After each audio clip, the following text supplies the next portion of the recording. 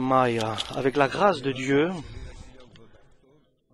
nous allons lire le livre de l'Apocalypse.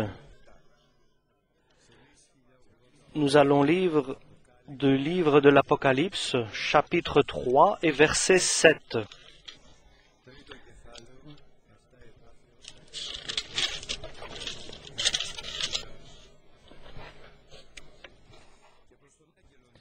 Écrit à l'ange de l'église de Philadelphie.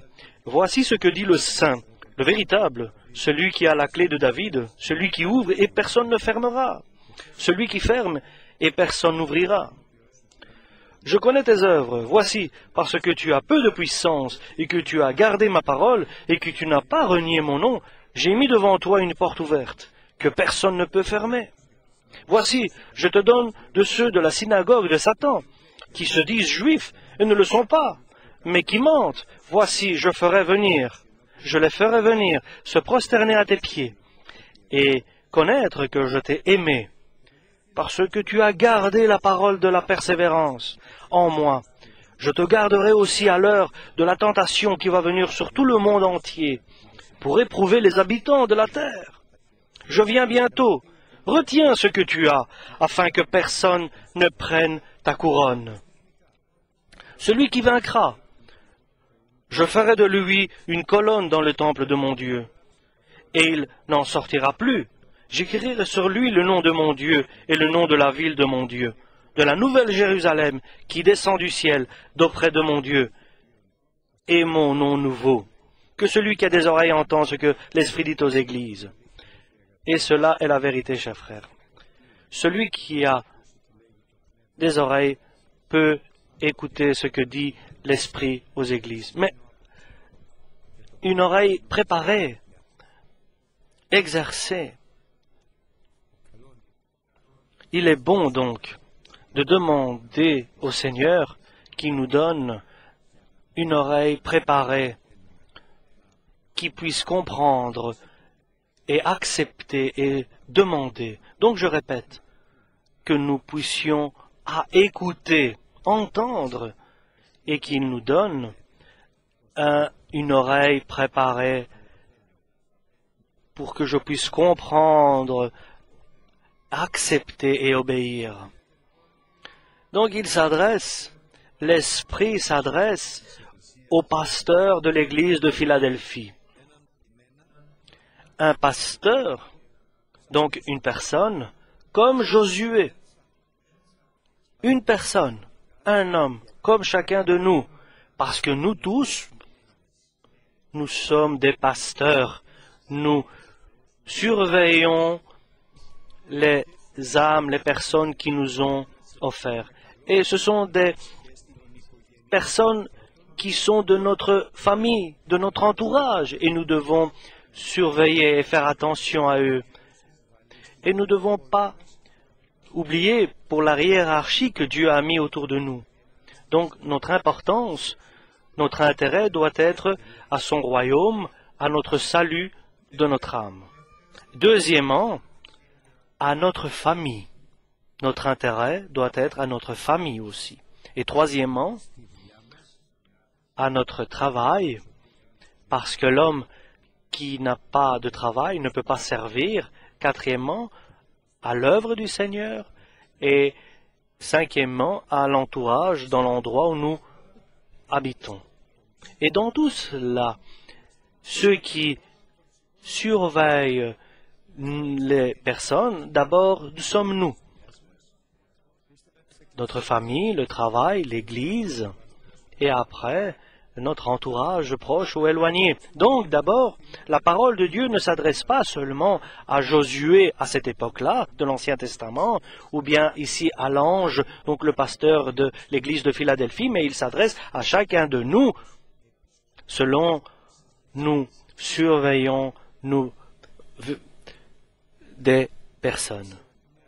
Si tu es seul croyant dans ta famille, tu as des personnes auxquelles tu dois t'attacher pour que ton intérêt soit sur elles, pour qu'elles viennent vers Dieu.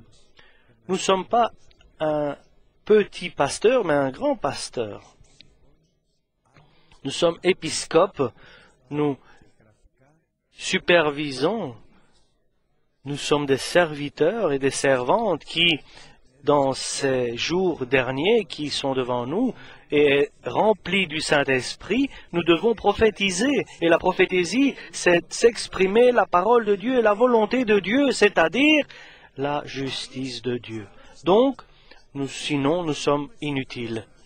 Nous avons peut-être la sagesse, de l'intelligence dans nos avis et dans nos opinions.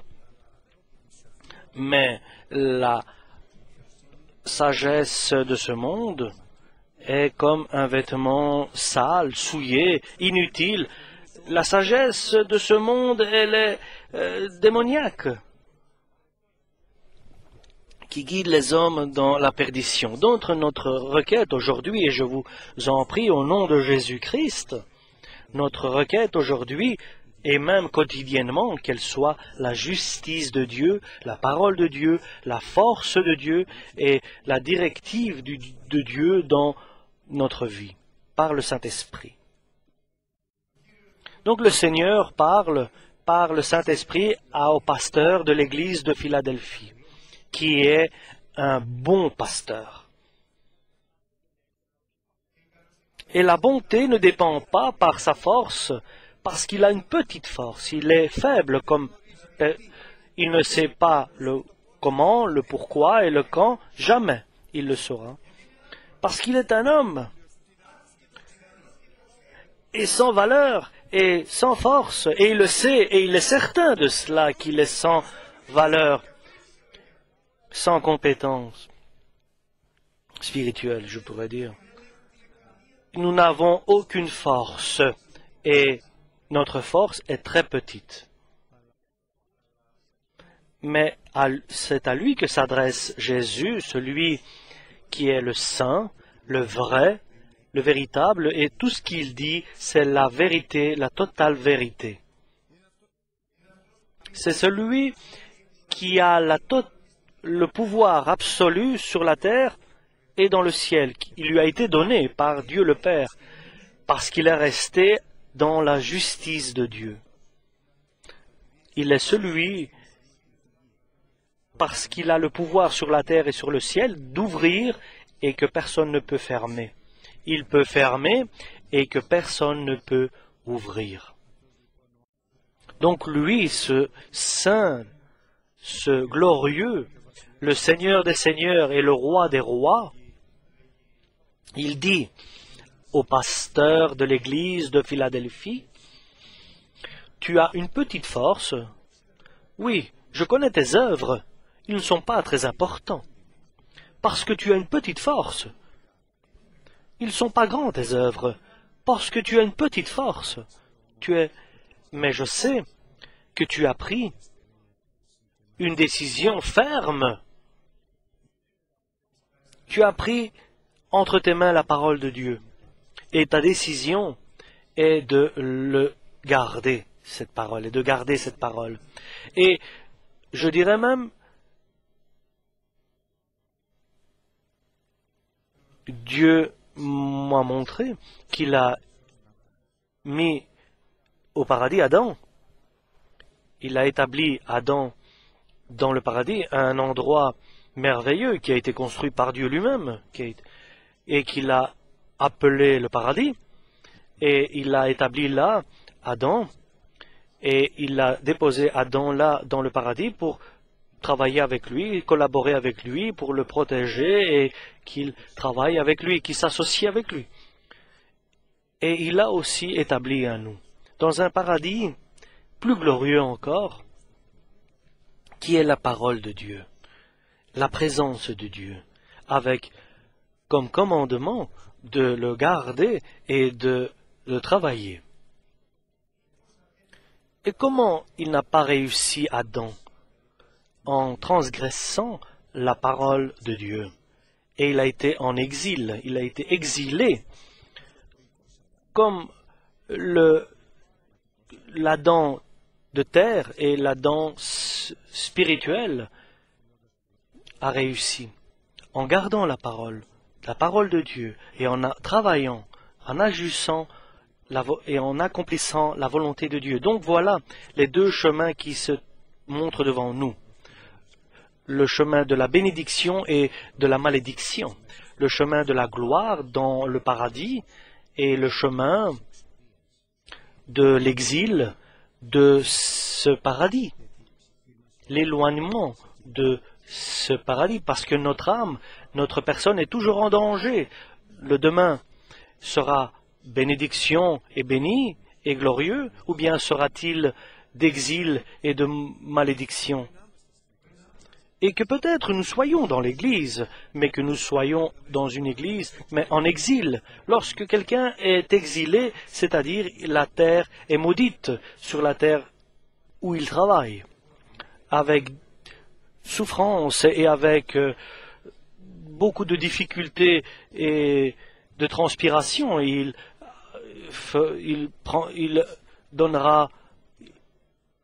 prendra son pain. Mais dans le paradis, tout se fera avec la grâce de Dieu. Il y a deux vies, deux chemins qui dépendent de notre propre décision et qui dépendent de ta décision personnelle.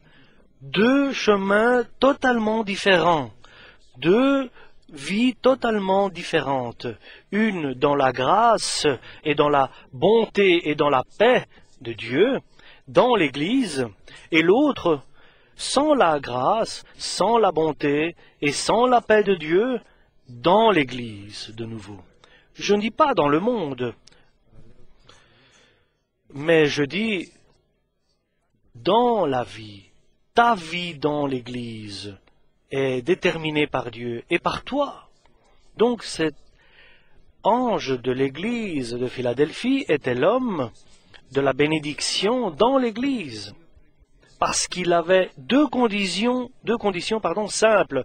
Il gardait le paradis et il agissait, il accomplissait, il travaillait dans le paradis. Il gardait la parole de Dieu et il n'a pas renié la parole, le nom de Dieu. Et il n'a pas renié le nom de Dieu et de le mettre donc ce nom dans son cœur et dans sa bouche. Mais toujours il marchait exactement et selon toute chose comme quelqu'un de sage et non d'insensé. Dieu nous aime. Il veut nous guider, nous diriger vers le ciel. Il veut nous prendre avec l'enlèvement de l'Église. Parce qu'il le dit, il va le réussir. Parce que les moutons, les agneaux que mon Père m'a donnés, personne ne se perdra d'eux, sauf ceux qui étaient prévus pour la perdition. Je ne parle pas des agneaux qui veulent partir, je parle de ceux qui veulent rester. Et Dieu nous révèle, encore une fois, avec une grande révélation pour les agneaux qui ne veulent pas partir, mais qui veulent rester. Il y a lui qui s'intéresse de garder et de travailler ce que Dieu lui a confié. Et ce que Dieu nous a confié, c'est sa parole par le Saint-Esprit. Et seulement dans la parole de Dieu, pour que nous ayons la bienveillance de Dieu, toujours, et de donner gloire à Dieu.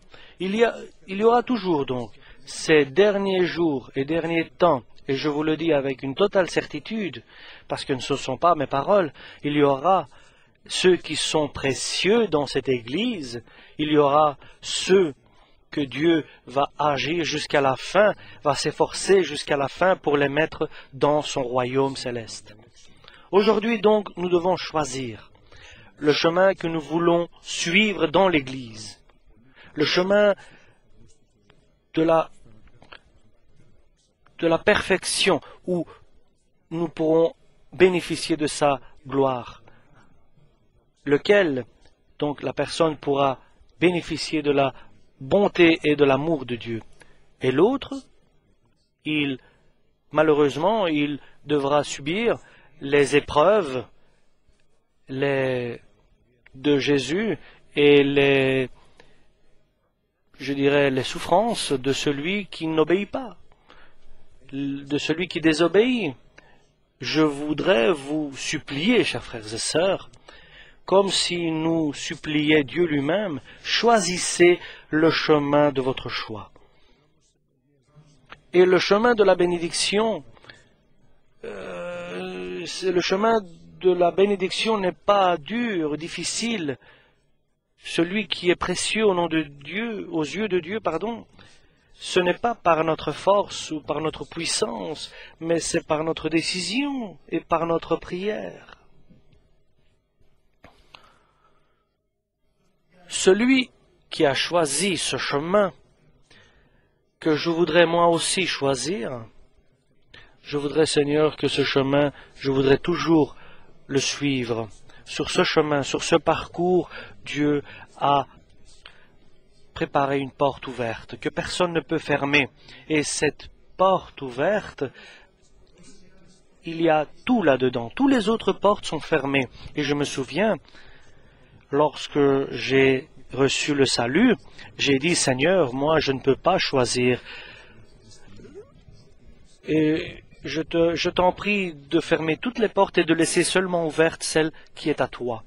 Et aujourd'hui, Dieu m'a dit que moi, je vais laisser ma porte, la porte de la bénédiction ouverte à ceux qui vont prendre cette bonne décision. Une porte ouverte toujours devant toi. Tu seras jamais devant une impasse, tu te trouveras jamais devant une faiblesse, une incapacité, Jésus sera celui qui va te donner sa bienveillance et Jésus sera celui qui va te glorifier et que tu pourras bénéficier son amour. Parce que tu agis avec sa parole et tu gardes sa parole. Dans toute ta vie, dans ta vie personnelle, dans la vie familiale, dans la vie de l'Église et dans tout ton entourage.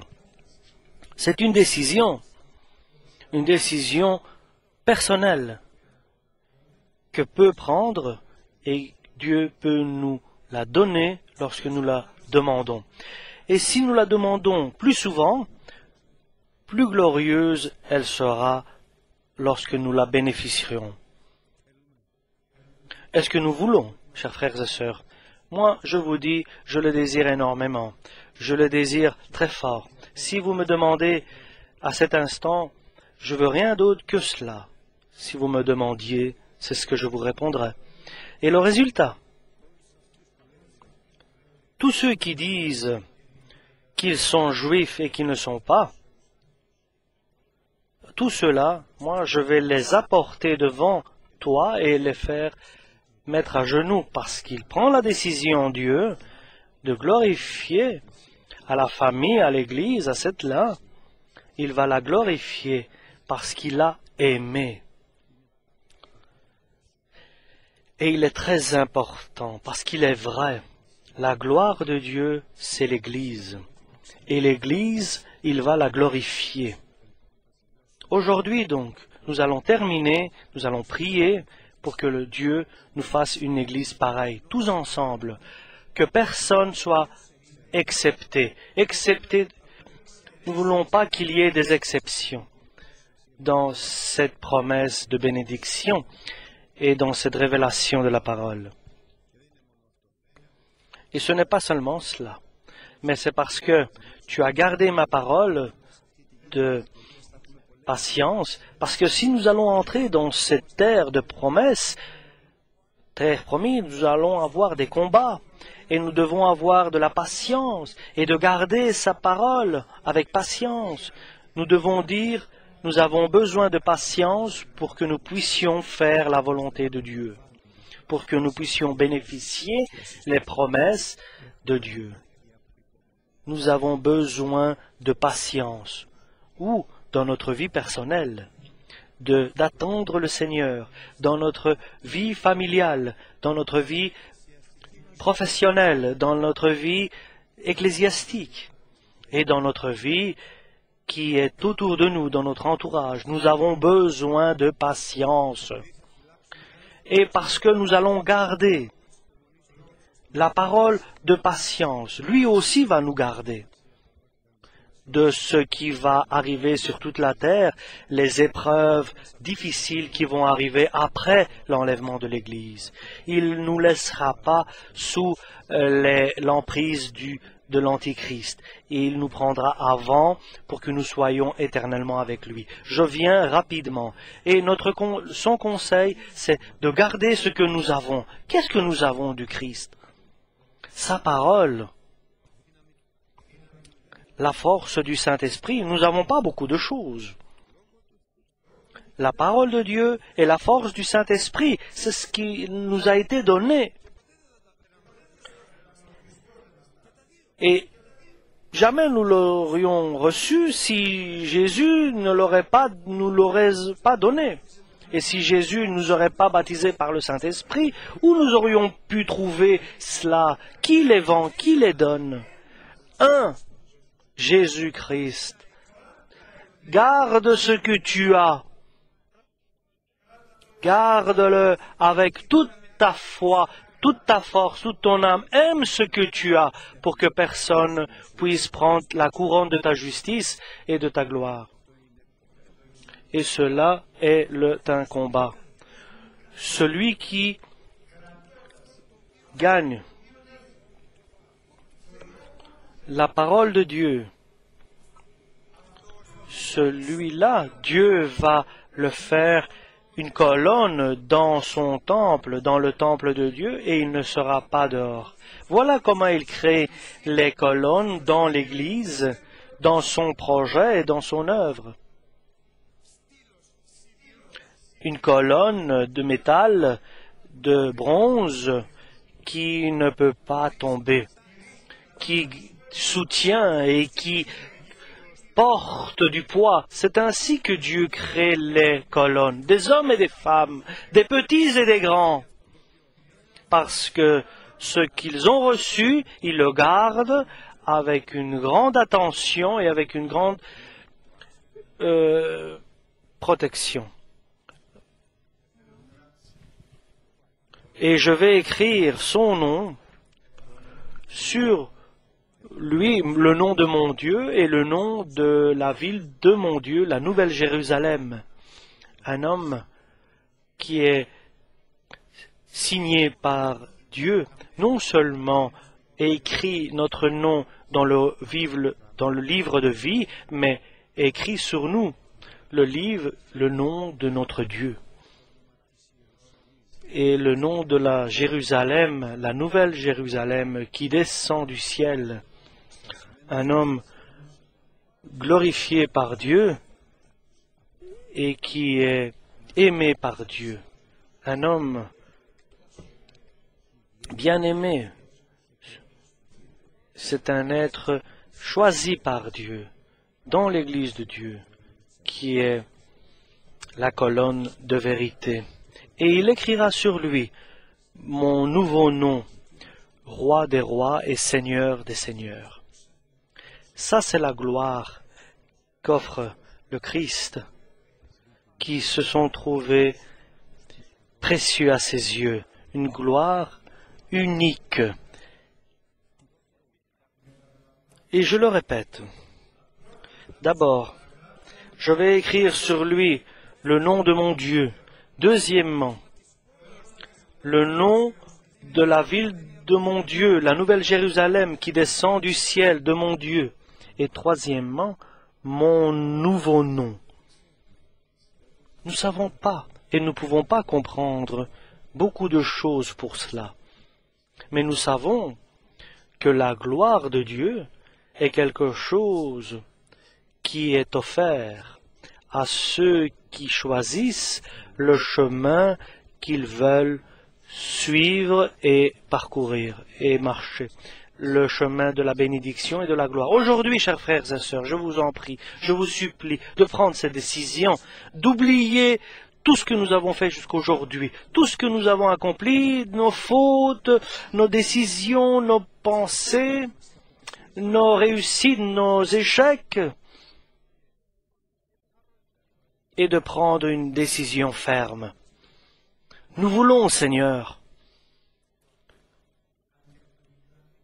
mais nous reconnaissons que nous avons une petite force. Nous sommes faibles, mais que nous soyons vainqueurs, comme Jésus-Christ, comme l'Adam spirituel, pas comme le premier Adam qui avait échoué.